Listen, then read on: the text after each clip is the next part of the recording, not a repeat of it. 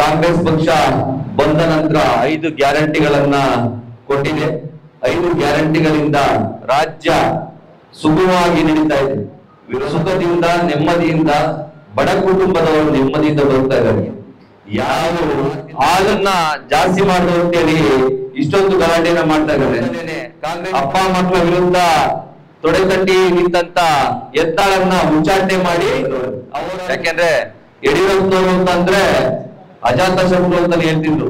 ಅವ್ರ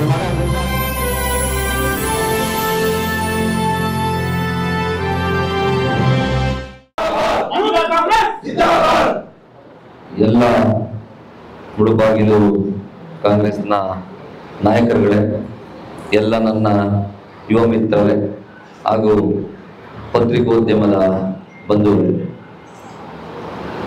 ವೇದಿಕೆ ಮೇಲಿರುವಂತ ಹಿರಿಯರು, ಈ ಒಂದು ಕ್ಷೇತ್ರದ ಪರಾಜಿತ ಅಭ್ಯರ್ಥಿಗಳಾದಂಥ ಹರಿನಾರಾಯಣರವರು, ನಮ್ಮ ಉಪಾಧ್ಯಕ್ಷರಾದಂಥ ದಿವ್ಯಾ ಅವರೇ, ಶಿವಣ್ಣನವರೇ, ಸುನೀಲ್ ಅವರೇ, ರಾಜೇಂದ್ರ ಅವರೇ, ಬ್ಲಾಕ್ ಅಧ್ಯಕ್ಷರು, ನಮ್ಮ ಯುವ ಕಾಂಗ್ರೆಸ್ನ ಜಿಲ್ಲಾಧ್ಯಕ್ಷರಾದಂಥ ಪ್ರೀತಿ ಅವರು, ಹಾಗೂ ವೇದಿಕೆ ಮೇಲಿರುವಂತ ಎಲ್ಲ ಕಾಂಗ್ರೆಸ್ನ ನಾಯಕರುಗಳೇ ಹಾಗೂ ನನ್ನೆಲ್ಲ ಯುವ ಪದಾಧಿಕಾರಿಗಳು, ಯುವ ಕಾಂಗ್ರೆಸ್ನ ಪದಾಧಿಕಾರಿಗಳು, ನಾನು ಯುವ ಕಾಂಗ್ರೆಸ್ನ ಆಂತರಿಕ ಚುನಾವಣೆಯಲ್ಲಿ ಸ್ಪರ್ಧಿಸುವ ಮೊದಲು ಈ ಒಂದು ಕ್ಷೇತ್ರ ವಿಘ್ನ ವಿನಾಶಕ ಕುರುಡುಮಲೆ ವಿನಾಯಕನ ದರ್ಶನವನ್ನು ಮಾಡಿ ನಾನು ಗೆದ್ದು ಮತ್ತೆ ಪಕ್ಷ ಸಂಘಟನೆಯನ್ನ ಇಲ್ಲೇ ಸ್ಟಾರ್ಟ್ ಮಾಡ್ತೀನಿ ಅಂತ ಹೇಳಿ ಒಂದು ಹರಕೆಯನ್ನ ಹೊತ್ತು ಹೋಗಿದ್ದೆ. ಆ ಸಂದರ್ಭದಲ್ಲಿ ಆಂಜನೇಯನ ದೇವಸ್ಥಾನಕ್ಕೆ, ಹೈದರಾಲಿ ದರ್ಗಾಕ್ಕೆ, ನಮ್ಮ ಸಂವಿಧಾನ ಶಿಲ್ಪಿಗಳಾದಂತ ಅಂಬೇಡ್ಕರ್ ಅವರ ದರ್ಶನವನ್ನು ಕೂಡ ಮಾಡಿ ಹೋಗಿದ್ದೆ. ಅವಾಗಲೂ ಕೂಡ ಹಾರ ಹಾಕಿ ಹೋಗಿದ್ದೆ, ಈಗಲೂ ಹಾರ ಹಾಕಿ ಕೂಡ ಇಲ್ಲಿ ಬಂದಿದ್ದೀನಿ. ಅಂದ್ರೆ ಪಕ್ಷ ಸಂಘಟನೆಯನ್ನ ಮತ್ತೆ ನಾನು ಈ ಕ್ಷೇತ್ರದಿಂದಲೇ ಸ್ಟಾರ್ಟ್ ಮಾಡಬೇಕು. ಈ ಒಂದು ರಾಜ್ಯಕ್ಕೆ ಮೊದಲ ಸೂರ್ಯಕಿರಣ ಹುಟ್ಟುವಂತ ಬಿಡುವಂತ ಜಾಗ ಮೂಡಿನ ಬಾಗಿಲು ಅಂತ ಮುಳುಬಾಗಿಲು ಹೆಸರಿಟ್ಟಿದ್ದಾರೆ. ಅದು ಒಳ್ಳೇದಾಗ್ಲಿ. ಯಾಕಂದ್ರೆ ಪಕ್ಷ ಸಂಘಟನೆ ಮಾಡೋ ಸಂದರ್ಭದಲ್ಲಿ ನಮ್ಮೆಲ್ಲ ಹಿರಿಯ ನಾಯಕರು ಕೂಡ 2018ರ ಚುನಾವಣೆ ಇರ್ಬೋದು, 2019ರ ಚುನಾವಣೆ ಇರ್ಬೋದು, ಅಥವಾ 23ರ ಚುನಾವಣೆ, 24ರ ಚುನಾವಣೆ ಕೂಡ ಸ್ಟಾರ್ಟ್ ಮಾಡಿದ್ದೆ ಕುರುಡುಮಲೆಯಿಂದಲೇ. ನಾನು ಕೂಡ ಅದನ್ನೇ ಆಯ್ಕೆ ಮಾಡಿ ಆ ಸನ್ನಿಧಾನದಿಂದನೇ ಒಂದು ಕಾರ್ಯಕ್ರಮವನ್ನ, ಹೋರಾಟವನ್ನ, ಪಕ್ಷ ಸಂಘಟನೆಯನ್ನ ಸ್ಟಾರ್ಟ್ ಮಾಡೋದಕ್ಕೆ ಹೊರಟಿದ್ದೀನಿ. ಎಲ್ಲ ಯುವ ಮಿತ್ರರು ಕೂಡ ಜೊತೆಗೂಡಿದ್ರು, ಅವ್ರಿಗೆಲ್ಲರೂ ಕೂಡ ಧನ್ಯವಾದ ಹೇಳ್ತೀನಿ. ಬಂಧುಗಳೇ, ಕಾಂಗ್ರೆಸ್ ಪಕ್ಷ ಬಂದ ನಂತರ 5 ಗ್ಯಾರಂಟಿಗಳನ್ನ ಕೊಟ್ಟಿದೆ.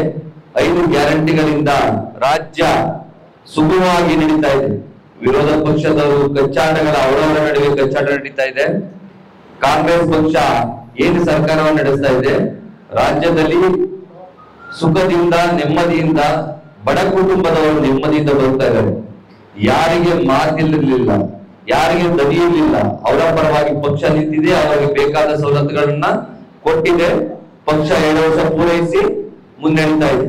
ಆದ್ರೆ ಇವತ್ತು ಅಹೋರಾತ್ರಿ ಧರಣಿ ಅಂತೇಳಿ ಬೆಲೆ ಏರಿಕೆ ವಿರುದ್ಧ ಈ ಬಿಜೆಪಿ ಸರ್ಕಾರ ಪ್ರತಿಭಟನೆ ಮಾಡ್ತಾ ಇದ್ದಾರೆ. ಬಿಜೆಪಿಯ ಪಕ್ಷದವರು ಕಾಂಗ್ರೆಸ್ ಪಕ್ಷದ ವಿರುದ್ಧ. ಇವರು ಕೇಂದ್ರ ಸರ್ಕಾರ ಯಾವುದೇ ಬೆಲೆ ಏರಿಕೆ ಮಾಡೋ ಸಂದರ್ಭದಲ್ಲಿ ಹೋಗಿದ್ರು, ಅವರಲ್ಲಿ ಮರ್ತೋಗಿದ್ರ? ಪೆಟ್ರೋಲ್ ಬೆಲೆ ಜಾಸ್ತಿ ಆಯ್ತು, ಡೀಸೆಲ್ ಬೆಲೆ ಜಾಸ್ತಿ ಆಯ್ತು, ಮೆಟ್ರೋ ಬೆಲೆ ಜಾಸ್ತಿ ಆಗಿತ್ತು, ಎಲ್ಲ ಆಹಾರ ಪದಾರ್ಥಗಳ ಬೆಲೆ ಜಾಸ್ತಿ ಆಗಿತ್ತು. ನಾವು ಹಾಲನ್ನ ಜಾಸ್ತಿ ಮಾಡುದು ಅಂತೇಳಿ ಇಷ್ಟೊಂದು ಗಲಾಟೆಯನ್ನ ಮಾಡ್ತಾ ಇದ್ದಾರೆ. ಕಾಂಗ್ರೆಸ್ ಪಕ್ಷ ರೈತರ ಪರವಾಗಿದೆ. ಯಾವ್ದ್ರ ಹಳ್ಳಿಗೆ ಹೋದ್ರೆ ರೈತರು ಮನೆ ಬಾಗಿಲಿಗೆ ಕರೆದು ಓಟನ್ನ ಹಾಕಿ ಕಳಿಸಿದ್ದಾರೆ ಅಂದ್ರೆ ಅವ್ರ ಪರವಾಗಿ ನಾವು ನಿಲ್ಬೇಕು. ಅದಕ್ಕೋಸ್ಕರ ಬೆಲೆಯನ್ನ ಜಾಸ್ತಿ ಮಾಡೋದು ಉಪಯೋಗ ನಮ್ಮ ರೈತರಿಗೆ ಆಗೋದು, ಅದನ್ನ ನಾವು ಕೈಗೊಂಡಿದ್ದೇವೆ. ಆದ್ರೆ ಈ ಬಿಜೆಪಿನವರು ಅವರ ಉಳುಕನ್ನ ಮುಚ್ಕೊಳಕ್ಕಾಗ್ದೇನೆ ಕಾಂಗ್ರೆಸ್ ಪಕ್ಷಕ್ಕೆ ಬೆಳಕು ತೋರಿಸ್ತಾ ಇದ್ದಾರೆ. ಅವರು ಉಚ್ಚಾಟನೆಯನ್ನ ಮಾಡಿದ್ದಾರೆ. ಅವರ ವಿರುದ್ಧನೇನೆ ಅಪ್ಪ ಮಕ್ಕಳ ವಿರುದ್ಧ ತೊಡೆತಟ್ಟಿ ನಿಂತ ಎತ್ತಾಳನ್ನ ಉಚ್ಚಾಟನೆ ಮಾಡಿ ಅವರ ಧರಣಿಯನ್ನ ಮಾಡಿಕೊಟ್ಟಿದ್ದಾರೆ. ಈಗ ಪಕ್ಷ ಸಂಘಟನೆಯನ್ನ ಮಾಡುದು ಕೊಟ್ಟಿದ್ದವರು ಯತ್ನಾಳವರು ಇವರಿಬ್ರು ಕೂಡ ಅಪ್ಪ ಮಗ ಅವ್ರನ್ನ ಆಚೆ ಹಾಕಿದ್ದಾರೆ ಅಂತ ಅವ್ರಗಳಲ್ಲೇ ಜಗಳ ಸ್ಟಾರ್ಟ್ ಆಗಿದೆ. ತಮ್ಮ ಹುಡುಕನ್ನ ತಾವು ಮುಚ್ಕೊಳ್ಳೋದ್ ಬಿಟ್ಟು ಏನಿದು ವಿಷಯವನ್ನ ವಿಷಯಾಂತರ ಮಾಡೋದಕ್ಕೋಸ್ಕರ ಬೆಲೆ ಏರಿಕೆ ನೆಪವನ್ನು ಒಟ್ಟು ಏನೇ ಈ ರಾಜಕೀಯನ ಮಾಡ್ತಾ ಇರೋದು ವಿಜೇಂದ್ರ ಅವರಿಗೆ ಸಲ್ಲೋದಿಲ್ಲ. ವಿಜೇಂದ್ರ ಅವರೇ, ತಾವು ಇನ್ನ 10 ವರ್ಷ ಅಧ್ಯಕ್ಷ ಆದ್ರೂ ಕೂಡ ನಮ್ಮ ಕಾಂಗ್ರೆಸ್ ಪಕ್ಷದ ಅಧ್ಯಕ್ಷರು ಲೆವೆಲ್ಗೆ ನೀವು ಯಾವತ್ತೂ ಬರಲ್ಲ, ಅವ್ರ ರೀತಿ ಕೆಲಸ ಮಾಡೋದಕ್ಕೆ ಆಗಲ್ಲ. ನಿಮ್ಮ ತಂದೆ ಹೆಸರಿಟ್ಕೊಂಡು ಎಷ್ಟು ಆಟ ಆಡಿದ್ರು ಕೂಡ ನಿಮ್ಮ ತಂದೆ ಹೆಸರು ಕೂಡ ತಾವು ಉಳಿಸೋದಕ್ಕಾಗಲ್ಲ ವಿಜೇಂದ್ರ ಅವರು. ಯಾಕೆಂದ್ರೆ ಯಡಿಯೂರಪ್ಪನವರು ಅಂತಂದ್ರೆ ಅಜಾತ ಶತ್ರು ಅಂತಾನೆ ಹೇಳ್ತಿದ್ರು.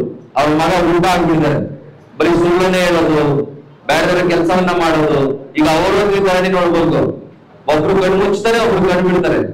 ಸಿಟಿ ರವಿ, ಓಟಿ ರವಿ ಅವರು ಕಣ್ಣು ಮುಚ್ತಾರೆ, ವಿಡಿಯೋ ಬಂದಿದ ತಕ್ಷಣ ಕಣ್ ತೆಗಿರ್ತಾರೆ. ಅಂದ್ರೆ ಇಷ್ಟು ನಾಟಕಗಳನ್ನ ಮಾಡ್ತಾ ಇದ್ದಾರೆ. ಕೇಂದ್ರ ಸರ್ಕಾರ ಮಾಡುವಂತ ಅನ್ಯಾಯದ ವಿರುದ್ಧ ಕಾಂಗ್ರೆಸ್ ಪಕ್ಷಕ್ಕೆ ಜನ ಮತ ಹಾಕಿದ್ದಾರೆ. 5 ಗ್ಯಾರಂಟಿಯನ್ನ ಕಾಂಗ್ರೆಸ್ ಪಕ್ಷ ಕೊಟ್ಟಿದೆ. ಆ ಕೆಲಸವನ್ನ ಈ ಕಾಂಗ್ರೆಸ್ ಪಕ್ಷ ಮುಂದುವರಿಸ್ತಾ ಹೋಗುತ್ತೆ. ಯಾಕಂದ್ರೆ ನಮ್ಮಲ್ಲಿ ಸಿದ್ದರಾಮಯ್ಯವರು ಮತ್ತು ಡಿ ಕೆ ಶಿವಕುಮಾರ್ ಅವರು ಜೋಡೆತ್ತುಗಳ ರೀತಿ ಕೆಲಸವನ್ನ ಮಾಡ್ತಾ ಇದ್ದಾರೆ. ಎಲ್ಲರೂ ಕೂಡ ಇಬ್ರು ಕೈ ಹಿಡಿದು ಎತ್ತಿ ಪಕ್ಷ ಸಂಘಟನೆಯನ್ನ ಸ್ಟಾರ್ಟ್ ಮಾಡಿದ್ರು. ಸರ್ಕಾರ ಕೂಡ ಅದೇ ರೀತಿ ನಡೆಸ್ತಾ ಇದ್ದಾರೆ. ಮುಂದಿನ ದಿನದಲ್ಲೂ ಕೂಡ ಅದೇ ರೀತಿ ಪಕ್ಷ ಸರ್ಕಾರ ಒಳ್ಳೆ ರೀತಿ ನಡೆಯುತ್ತೆ. ಜೊತೆಗೆ ಯುವ ಕಾಂಗ್ರೆಸ್ ಇವತ್ತಿನ ಏನು ಇದರಿಂದ ಮುಳುಬಾಗಿಲಿಂದ ಸ್ಟಾರ್ಟ್ ಮಾಡಿದೀವಿ, ಎಲ್ಲ ಅಸೆಂಬ್ಲಿಗಳಲ್ಲಿ, ಎಲ್ಲ ತಾಲೂಕು ಲೆವೆಲ್ಗಳಲ್ಲಿ ನಾವು ಸಂಘಟನೆ ದೃಷ್ಟಿಯಿಂದ ತಾಲೂಕು ಸಮ್ಮೇಳನಗಳನ್ನ, ಅಸೆಂಬ್ಲಿ ಸಮ್ಮೇಳನಗಳನ್ನ ಮಾಡ್ತಾ ಇದೀವಿ. ಯಾಕಂದ್ರೆ ಪ್ರತಿ ಪಕ್ಷದಲ್ಲಿ ಪ್ರತಿ ತಾಲೂಕು ಅಸೆಂಬ್ಲಿ ಬಹಳ ಮುಖ್ಯವಾದಂತದ್ದು. ನಮ್ಗೆ 440 ಬ್ಲಾಕ್ ಅಧ್ಯಕ್ಷರುಗಳಿದ್ದಾರೆ, 224 ಅಸೆಂಬ್ಲಿ ಅಧ್ಯಕ್ಷರುಗಳಿದ್ದಾರೆ, 40 ನಮ್ಮ ಡಿಸಿಸಿ ಯುವ ಕಾಂಗ್ರೆಸ್ ನ ಅಧ್ಯಕ್ಷರುಗಳಿದ್ದಾರೆ. ಅಂದ್ರೆ ನಮ್ಮ ಕಮಿಟಿ ಬರೋಬ್ಬರಿ 1000ಕ್ಕೂ ಹತ್ತತ್ರ ಇದ್ದಾರೆ. ಸ್ಟೇಟ್ ಮತ್ತೆ ಬ್ಲಾಕ್ ಎಲ್ಲ ಸೇರಿ 1000ಕ್ಕೂ ಹತ್ತತ್ರ ಇದ್ದಾರೆ. ನಮ್ಮ ಸಂಘಟನೆಯನ್ನ ಇನ್ನು ಅತಿ ಹೆಚ್ಚು ಮಟ್ಟಕ್ಕೆ ಕೊಂಡೋಗ್ಬೇಕು. 2028ಕ್ಕೆ ಮತ್ತೆ ಕಾಂಗ್ರೆಸ್ ಪಕ್ಷನೇ ಬಂದು ಚುಕ್ಕಾಣಿಯನ್ನು ಹಿಡಿಯಬೇಕು ಅನ್ನೋ ದೃಷ್ಟಿಯಿಂದ ನಾವು ನಿರಂತರವಾಗಿ ಈ ಮುಳುಬಾಗಿಲಿಂದ ಸ್ಟಾರ್ಟ್ ಆದಂತ ಸಂಘಟನೆ ನಿರಂತರವಾಗಿ ಕಂಟಿನ್ಯೂ ಆಗುತ್ತೆ. ರಾಜ್ಯದ ಮೂಲೆವರೆಗೂ ಹೋಗ್ತೀವಿ. ಬ್ಲಾಕ್ ಮಟ್ಟದಲ್ಲಿ, ಅಸೆಂಬ್ಲಿ ಮಟ್ಟದಲ್ಲಿ ಎಲ್ಲಾ ಕಾರ್ಯಕ್ರಮಗಳನ್ನು ಇಟ್ಕೊಂತೀವಿ. ಜಿಲ್ಲಾ ಸಮ್ಮೇಳನಗಳನ್ನ ಮಾಡ್ತೀವಿ. ಇಲ್ಲೂ ಕೂಡ ಆದಿನಾರಾಯಣ ಅವರು ಸಹೋದರರು ಹೇಳಿದ್ದಾರೆ, ನಮಗೂ ಕೂಡ ಸಮಯವನ್ನ ಕೊಡಿ ಅಂತ. ಅವರು ಬಹಳ ಅಚ್ಚುಕಟ್ಟಾಗಿ ಮಾಡ್ಕೊಡ್ತಾರೆ ಅಂತ ನಂಬಿಕೆ ನಮಗಿದೆ. ಬರುವಂತ ಸಂದರ್ಭದಲ್ಲಿ ಎಲ್ಲ ಯುವ ಮಿತ್ರರಿಗೆ ಹೇಳುವಂತದ್ದು, ಡಿಸಿಸಿ ಅಧ್ಯಕ್ಷರುಗಳಿಗೆ, ಪರಾಜಿತ ಅಭ್ಯರ್ಥಿಗೆ ಮತ್ತೆ ಬ್ಲಾಕ್ ಅಧ್ಯಕ್ಷರುಗಳಿಗೆ ನಮ್ಮ ಪ್ರೋಟೋಕಾಲ್ ಇದೆ. ಅವ್ರಿಗೆ ಯಾವುದೇ ಕಾರ್ಯಕ್ರಮ ಇದ್ರೂ ಕೂಡ ತಿಳಿಸ್ಬೇಕು. ದಯಮಾಡಿ ಅದನ್ನ ತಿಳಿಸ್ತಾರೆ ಇನ್ಮೇಲೆ ಅಂತ ನಮ್ಮ ಜಿಲ್ಲಾಧ್ಯಕ್ಷರು ಮತ್ತೆ ತಾಲೂಕು ಅಧ್ಯಕ್ಷರುಗಳಿಗೆ ಹೇಳಕ್ ಇಚ್ಛೆ ಪಡ್ತೇನೆ. ಯಾಕಂದ್ರೆ ಕಾಂಗ್ರೆಸ್ ಪಕ್ಷದಲ್ಲಿ ನಾವೇನು ಸಂವಿಧಾನ ಗಾಂಧಿ ತತ್ವವನ್ನು ಅಳವಡಿಸ್ಕೊಂಡಿದೀವಿ. ಅದರಲ್ಲಿ ನಮ್ಮ ಯಾವುದೇ ಜಿಲ್ಲೆಗೆ ಹೋದ್ರು ಕೂಡ ಜಿಲ್ಲೆಯ ಕಾಂಗ್ರೆಸ್ನ ಅಧ್ಯಕ್ಷರ ಒಂದು ಅಧ್ಯಕ್ಷತೆ ಬಹಳ ಮುಖ್ಯವಾಗಿರುತ್ತೆ. ಅವರನ್ನ ಸಲಹೆ ತಗೋಬೇಕು. ಮತ್ತೆ ಯಾವ ಅಸೆಂಬ್ಲಿಗೆ ಹೋಗ್ತೀವಿ ಅಲ್ಲಿ ಮೇನ್ ಕಾಂಗ್ರೆಸ್ ನ ಬ್ಲಾಕ್ ಅಧ್ಯಕ್ಷಗಳನ್ನ, ಅಲ್ಲಿ MLA ಅಥವಾ MLA ಕ್ಯಾಂಡಿಡೇಟ್ ಅನ್ನ ಭೇಟಿ ಮಾಡಬೇಕು. ಅವರ ಮುಖಾಂತರ ಕಾರ್ಯಕ್ರಮಗಳನ್ನ ಅರೇಂಜ್ ಮಾಡಬೇಕು. ಆದಿನಾರಾಯಣ ಅವರು ಮಾಹಿತಿ ಇರಲಿಲ್ಲ ಅಂತ ಹೇಳಿದ್ರು. ಅದು ಮತ್ತೆ ಕೇಳಬಾರ್ದು. ಆ ರೀತಿ ಕೆಲಸವನ್ನ ಮಾಡ್ಕೊಂಡು ಹೋಗ್ಬೇಕು ಅಂತ ಹೇಳಕ್ ಇಚ್ಛೆ ಪಡ್ತೀನಿ. ತಾವೆಲ್ಲ ಬಂದು ಸಂಘಟನೆಯನ್ನ ಮಾಡೋದಕ್ಕೆ ಕೂಡಿಸಿದಿರ. ರಾಜ್ಯ ಮಟ್ಟದಲ್ಲಿ ಯುವ ಕಾಂಗ್ರೆಸ್ನ ಮತ್ತಷ್ಟು ಶಕ್ತಿ ತುಂಬುವಂತ ಕೆಲಸವನ್ನ ಮಾಡ್ತೀನಿ. ನಾನು 2 ಬಾರಿ NSYನ ಅಧ್ಯಕ್ಷನಾಗಿದೆ, 7 ವರ್ಷ ಸತತವಾಗಿ. ಅದಾದ ನಂತರ ಯುವ ಕಾಂಗ್ರೆಸ್ನ ಉಪಾಧ್ಯಕ್ಷ ಆದೆ, ಯುವ ಕಾಂಗ್ರೆಸ್ನ ಕಾರ್ಯಾಧ್ಯಕ್ಷ ಆದೆ. ಈಗ ಯುವ ಕಾಂಗ್ರೆಸ್ನ ಅಧ್ಯಕ್ಷ ಸ್ಥಾನವನ್ನ ಎಲ್ಲ ನಾಯಕರುಗಳು ಸಹಕಾರದಿಂದ ಗೆದ್ದಿದ್ದೀನಿ. ನನಗೆ ನಂಬಿಕೆ ಇದೆ, 24 ಗಂಟೆಗಳ ಕಾಲ ಯಾವಾಗ ಸಂದರ್ಭ ಬಂದ್ರು ಕೂಡ ನನ್ನ ಗುರುಗಳ ಆದೇಶದಂತೆ ಪಕ್ಷಕ್ಕೆ ಕೆಲಸ ಮಾಡೋದಕ್ಕೆ ನಿರಂತರವಾಗಿರ್ತೀನಿ. ಪಕ್ಷ ಸಂಘಟನೆಯನ್ನ ಮಾಡ್ತೀನಿ. ಮುಂದೆ 2028ಕ್ಕೆ ನಮ್ಮ ಕಾಂಗ್ರೆಸ್ ಪಕ್ಷವನ್ನ ಮತ್ತೆ ಸರ್ಕಾರ ತರಿಸುವಂತ ಕೆಲಸದಲ್ಲಿ ಯುವ ಕಾಂಗ್ರೆಸ್ ಮುಂದಾಳುವನ್ನ ಇವತ್ತಿಂದ ಸ್ಟಾರ್ಟ್ ಮಾಡಿದೆ, ಈ ಕುರುಮನೆಯಿಂದ ಸ್ಟಾರ್ಟ್ ಮಾಡಿದೆ ಅಂತ ಹೇಳ್ತಾ ತಾವೆಲ್ಲ ಬಂದಿದ್ದಕ್ಕೆ ಧನ್ಯವಾದ ಹೇಳ್ತೀನಿ. ಜೈ ಕರ್ನಾಟಕ, ಜೈ ಯುವ ಕಾಂಗ್ರೆಸ್.